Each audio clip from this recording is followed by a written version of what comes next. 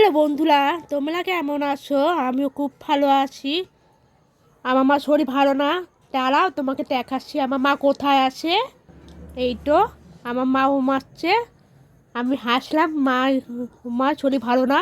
এই দেখো আমি এখন রান্না করছি, নিম্মি বানাবো, তাই জন্য এই দেখো ময়দা নিয়ে নিম্মি বানাচ্ছি। দেখো সারা এখানে লাগছি আর এখানে কাটতাছি, এখানে কালো শিলা দিয়ে ময়দা নিয়ে মেখে তারপরে আমরা কেটে কেটে কেটে তারপরে এরকম ছাড়াই রেখে কোনো নিম্মি বানায়নি, প্রথম বানাই। দেখো সুন্দর লাগছে না?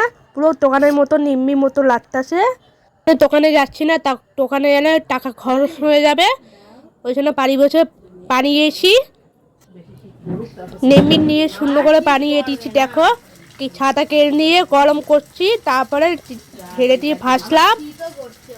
ভালো ভালো করে ভেজে ভেজে নিয়ে সাদা হবে, কালো হবে না, সাদা নিয়ে ভেজে নিম্মি ভাজা হয়ে গেছে। বন্ধুরা তোমরা দোকানে কেনা লাগে না, তুমি বাড়ি বসে নিম্মি বানাও। আমি খেয়ে দেখি কেমন লাগলো, ভালো হয়েছে। আবার পরে পিঠে দেখাবে। পায় পায়।